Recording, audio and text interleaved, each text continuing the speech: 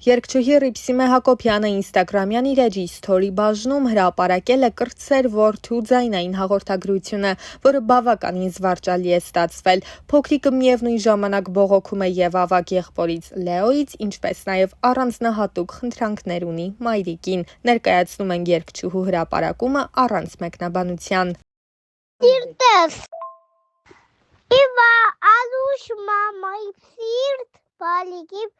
Անուշիկ քաղցրեք սամալոտ Մամջան աղաչում եմ, որի խնդրում եմ տնից սամալոտ, որտև Լեոնիրա շատ վատապամ է պլեյշտերը բարգորն ագտում, ասում է ջարտում է պլեյշտերը Լավ հաջող մամջան վաղ կխոսամ գիշերը հաջող Նշենք, որ ընդամենը ամիսներ առաջ Մարտին Մկրտչյանը իր հարցազրույցներից մեկում խոսել էր նաև անձնական թեմաների մասին։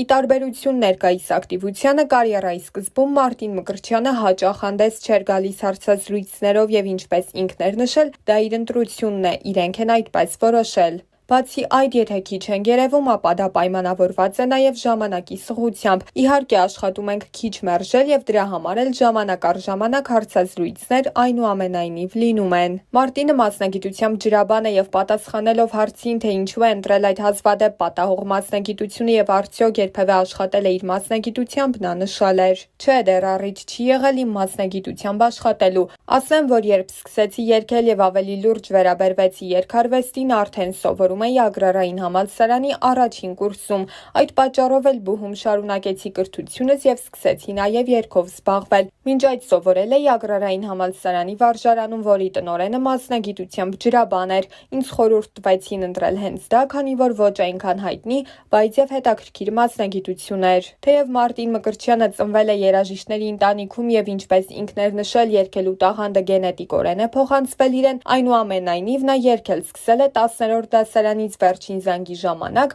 որից հետո էլ բացահայտել է, որ կարող է երգել։ Վերջին զանգի իմ երգից հետո հնչած բարձր ու երկարատև ծափահարությունները, որոնք երբեք չեմ մոռանա։ Հիշում եմ նաև, որ Թաթա Սիմոնյանի «Տեսար ինչ եղավ» երգն եմ կատարել, որի բառերը բնականաբար փոփոխված էին։ Անկեղծ ասած, ընտանիքս դեմ էր, որ ես երգեմ։ Մեր ընտանիքում երաժիշտներ կային, որոնք չէին ցանկանում, որ ես նույնպես ապրեմ երաժշտական կյանքով, որը լի է բարդություններով, բայց որոշ ժամանակ համոզելուց հետո սկսեցի երգել ու հիշում եմ հորս խոսքերը. եթե պետք է երգես, ապա պետք է լինես ամենալավը կամ լավագույններից մեկը։ Հենց այդ խոսքերով էլ այժմ առաջնորդվում եմ։ Իմ ողջ կյանքում ես ավելի շատ գումար եմ վաստակել այն ժամանակ, երբ ռեստորանում էի աշխատում, ինձ ավելի շատ ձգել է շոուն, ճանաչվածությունը, հանրությանը ներկայանալը, մի խոսքով ամեն ինչ անել սիրված լինելու համար, որ երգերդ լսեն։ Այն, որ համերգների ժամանակ ինձ ծափահարում են, ինձ համար մի ամբողջ աշխարհ է։ Ինչ վերաբերում է գումար վաստակելուն, երբեք չեմ նեղվել գումարից,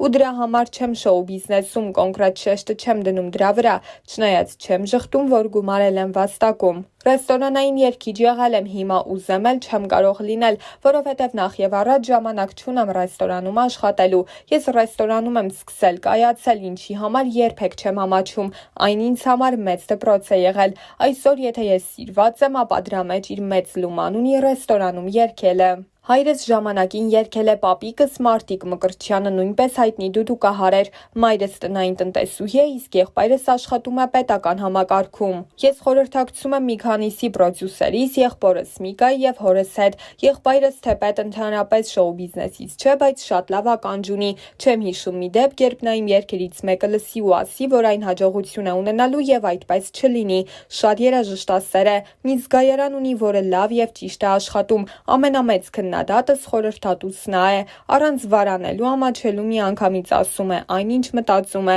Եղբայրս էլ էր երաժշտության մեջ շատ զիլ, պարզապես այլ մասնագիտություն ընտրեց։ Թեև այժմ Մարտին Մկրտչյանն ու Ռիփսիմե Հակոբյանը համարվում են հայկական շոու բիզնեսի ամենաօրինակելի ընտանիքներից մեկը, այնուամենայնիվ իրենց հարաբերությունների սկզբնական փուլում նրանք խուսափում էին խոսել իրենց հարաբերությունների մասին։ Մարտինը նշել էր, որ իր եւ Ռիփսիմեի ընկերությունն առայժմ ուղղակի ընկերություն է։ ոչ մի բան չեմ կարող ասել, որովհետև այդ փաստը ոչ հերքելու, ոչ էլ հաստատելու է։ Այսօր ունենք երգիչներ, ովքեր պահանջված են, չնայած որ ամուսնացած են։ Եթե երկրպագուները սիրում են իմ երգերը, ապա ինչ կապ ունի ես ամուսնացած եմ, թե ոչ։ Ամուսնանալու ցանկություն առաջին անգամ ունեցել եմ 18 տարեկանում, շուտով կլրանա 27 տարեկանս եւ մինչ օրս ցանկանում եմ ամուսնանալ, բայց ինչ որ բան միշտ խանգարում է։ Համապատասխան թեկնածուն եղել է, հետո չի եղելու կա, բայց դրա մասին չէ խոսքս, այլ որ միշտ ինչ որ բան չի հանգեցնում ամուսնության, հենց որ իմ այդ դաշտը ազատվի, խոսքս հոգեկան դաշտի մասին է,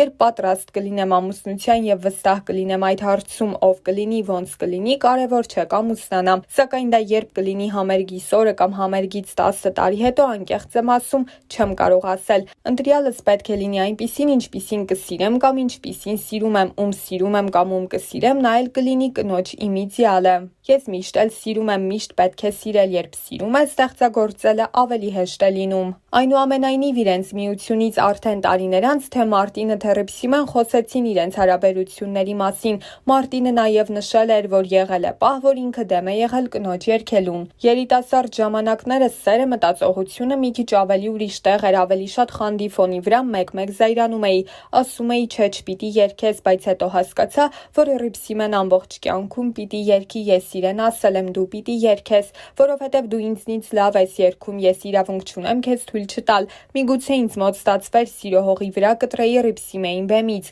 բայց այդ դեպքում ես կկտրեի իրեն իրենից, ինքը որպես մարդ կվերանար։ Ինքը եթե չերգեր, չէր կարող սիրել, չէր կարող ապրել։ Ես կարծում եմ դա չեմ անի երբեք, որովհետև ես սիրել գիտեմ ու ես սիրում եմ ինձ սիրող մարդկանց, այնպես որ ինքը ամբողջ կյանքում պիտի երգի։ Տվյալ հարցի շուրջ խոսել էր նաև Ռիփսիմե Հակոբյանը նախ պատմելով իրենց ծանոթության մասին։ Այդ ժամանակ ես աշխատում էի Երևանյան հայտնի ակումբներից մեկում, շատ երգիչներ էին աշխատում այնտեղ, բայց միակ մարդը ում չէի ճանաչում Մարտինն էր։ Կարճ ժամանակ անց ինքը այնտեղ դարձավ իմ պահապան հրեշտակը, իմ եղբայրը, անգամ ընտանիքիս անդամները եթե իմանում էին, որ Մարտինը ինձ կբերի տուն, ապա հանգիստ էին։ Երկար տարիներ այդպես էր հարազատ քրոջ ու եղբոր նման էինք։ Մեր ապագա քավորն ասաց դուք իրար հետ եք ամուսնանալու, այդ անգամ ինձ վիրավորեց, քանի որ իմ եղբոր պես էի ընդունում, ասացի անհնար է, բացարձակ կապ չունենք տեսակներով։ Մենք երկուսս էլ նշում էինք, որ մեր կողքը չի կարող լինել մեր ասպարեզից մարդ։ Ամուսնացանք այդպես, հետո ես նկատեցի, որ ինչ որ չափով դեմ է երգելուս, պայքարել եմ շատ, հնարավոր է բարդ լինել ապրել երգչուհու կողքին, բայց ինքն ինձ այդպիսին է ճանաչել ու սիրել։ Ես չէի լինի, եթե չերգեի, եթե դեմ լիներ, էլի կլինեի իր կողքին, բայց ապագայում ինքն ինձ չէր սիրի, որովհետև ես ինպես չէի լինի առանց երգի, նշել էր երգչուհին։ Ամբողջ Մայամին թալանած, Լոս Անջելեսը կերած խմած, Գուչիով, Պրիվետ աղբեր ջան, ոնց է գործերը, հացի փողով կարող է կարանայիր օգնել, բաղշիկիս ջան, նույն բազմազավակ հայ, ինչի է այս ամեն ինչի մեջ, նաև երեխաները տեղավորվում, ուր են մնացածներ, գելատանի պատիվ տա, Բայց այդ բան չի մնացել քեզ պատից։ Սաղ Մայամիում ծախսել է։ Սաղ Լոս Անջելեսը կերել ես դու սարա։ Ես չէ, ես կտանես ինձ in-and-out ուտեմ։ Դիետիկ in-and-out։ Հա։ Դավայ գնաց։ Մի հատ մտ։ Քեզ որ խնդրեմ մի հատ պուրնու մրցունը կարտասանես։ Չէ, Ինչու։ բլակ, Բլակ։ Լավ, մի հատ էլ ճպուրնու մրցունը ու վերջ։